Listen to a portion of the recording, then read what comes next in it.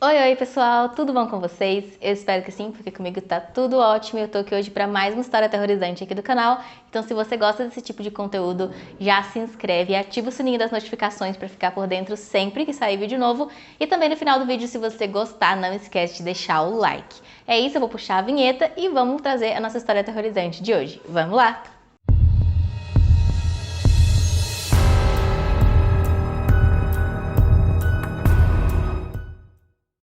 Marco Aurélio tinha 15 anos de idade na época dos fatos e ele morava com seu pai Ivo, sua mãe Teresa e também tinha outros 4 irmãos, sendo que um desses irmãos era seu irmão gêmeo. Ele era uma criança completamente comum, só que ele gostava muito de aventuras e então tudo que tinha aventura no meio ele sempre queria participar. E não é à toa que ele participava ali de um grupo de escoteiros. Em 6 de junho de 1985, haveria então uma viagem com esse grupo de escoteiros do Marco Aurélio. Ele inclusive ia participar dessa viagem, né? E essa viagem tinha como objetivo escalar o Pico dos Marins. Essa escalada seria como uma espécie de prova para os garotos que quem conseguisse fazer todo o trajeto até o topo do Pico dos Marins iria ali subir de nível entre os escoteiros. O Marco Aurélio, inclusive, se tornaria escoteiro sênior se ele conseguisse cumprir toda essa missão, né? Que era uma coisa que ele tinha muita vontade, era como se fosse um sonho dele naquela época. Então ele estava bastante animado com a viagem. Quando chegou o dia, então, eles fizeram a viagem tudo tranquilo. O grupo era formado por 5 pessoas, uma delas sendo o instrutor deles, que se chama Juan, e outros 4 garotos que eram ali os escoteiros. Eles viajaram e chegando na cidade de Piquete, eles foram então até a casa de um guia turístico local chamado Afonso Xavier, que era um guia que já tinha ali mais de 50 anos de experiência naquela região, então ele conhecia bastante mesmo aquela região. E eles foram para lá, montaram o acampamento deles na casa desse guia e ficaram ali fazendo as atividades deles até o momento que eles realmente partiriam em direção à escalada do pico. No dia seguinte, então, eles iniciaram essa caminhada em direção ao topo do Pico dos Marins. E lá, essa trilha que eles iam fazer era uma trilha considerada ali fácil, né? Que muitas pessoas procuravam, várias pessoas faziam essa trilha, né? Como uma espécie de aventura mesmo. E então, por essa questão dela ser considerada fácil, o instrutor deles dispensou o guia, disse que não precisava ir junto, que estava tudo bem. E partiu então somente ele e os 4 garotos para subir a trilha. No meio do percurso, quando eles já tinham ali andado bastante, um dos 4 garotos acabou se machucando, ele sofreu ali uma lesão no joelho e não estava mais conseguindo andar porque ele estava com muita dor.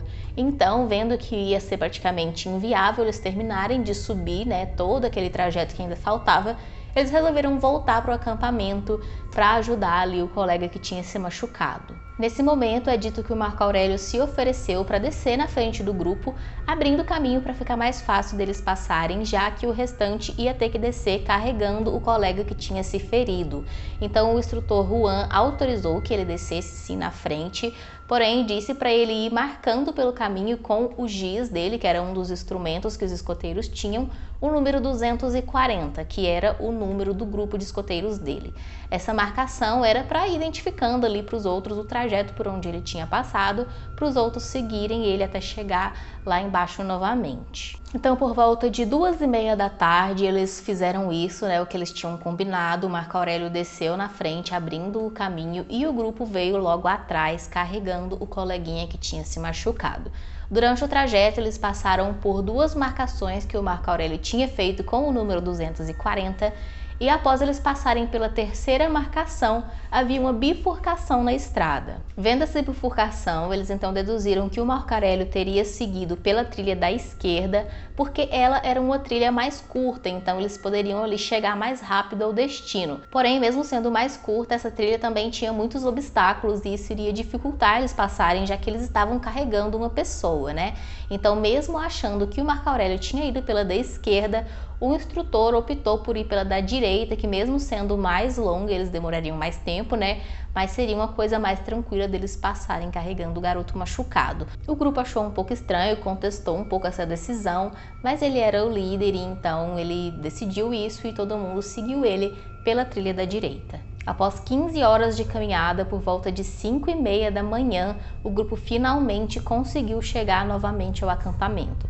Ao chegar lá, eles prestaram, né, ali os socorros à criança que estava machucada e logo foram verificar sobre o Marco Aurélio. Porém, eles perceberam que ele não estava lá, as coisas dele estavam tudo certinho, ninguém tinha mexido em nada, mas ele não tinha chegado até o acampamento. Então, o instrutor ficou preocupado, né, dele ter se perdido alguma coisa assim, então resolveu voltar para a mata, para a trilha, para poder encontrar o menino. 5 horas depois, o Juan, que tinha ido atrás dele, retornou para o acampamento sem nenhuma nova notícia sobre o garoto.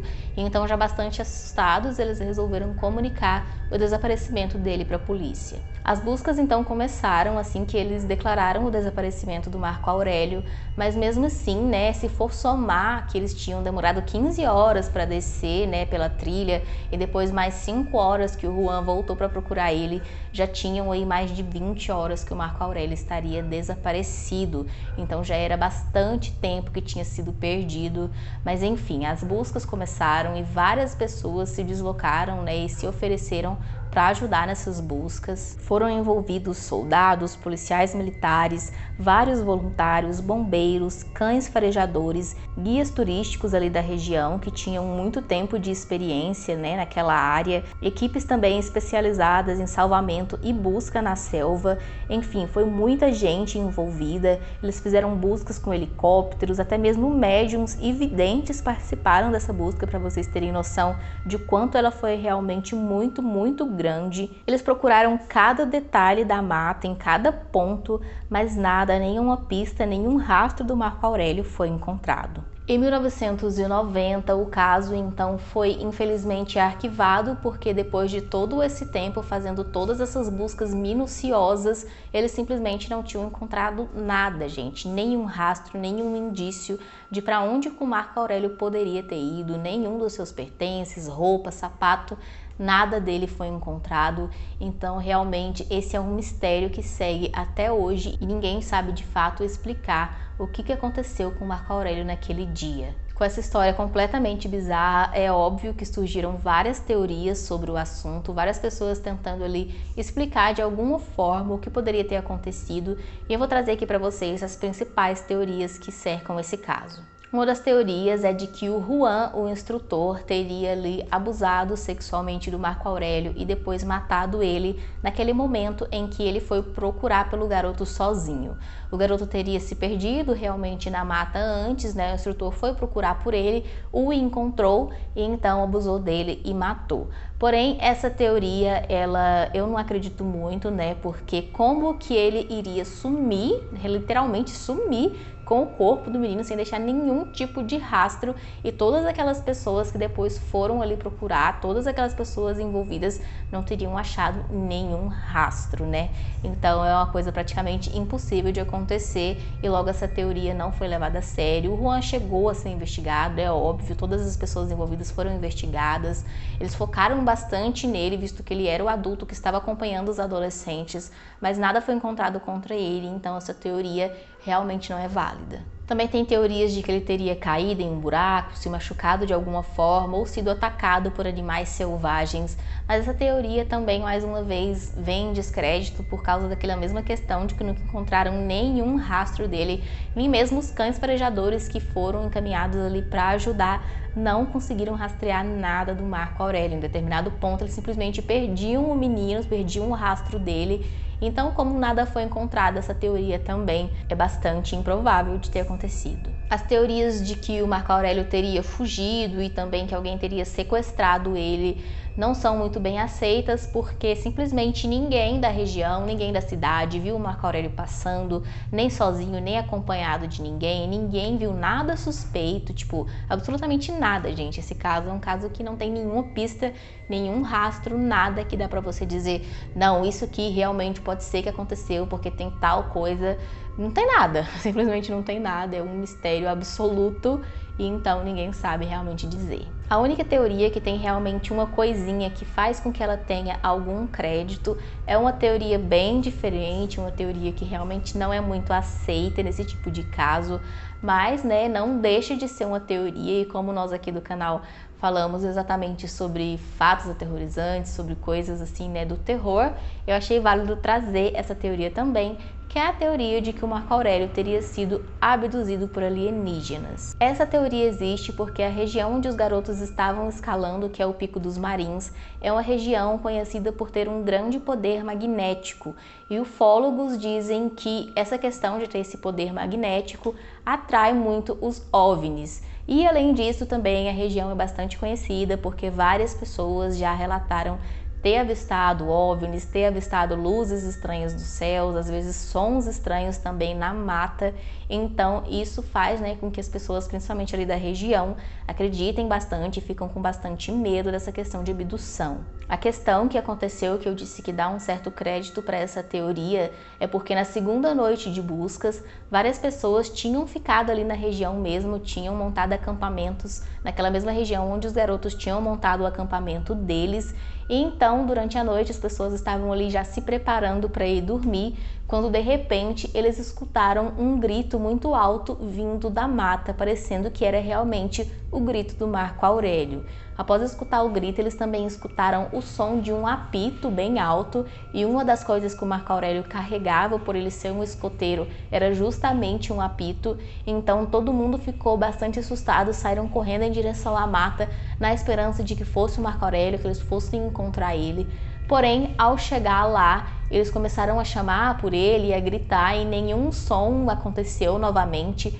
Mas então eles viram, vindo lá do meio da mata, uma luz azul que piscou 3 vezes e depois se apagou, e ficou aquele completo silêncio sem mais nada acontecer. As pessoas ficaram bem eufóricas, eles gritavam, chamavam pelo Marco Aurélio. O Juan pegou o apito dele, foi em direção à mata pitando, né, para ver se tinha alguma resposta, mas infelizmente depois disso eles não tiveram mais nenhuma resposta, nem de luzes, nem de nenhum tipo de barulho.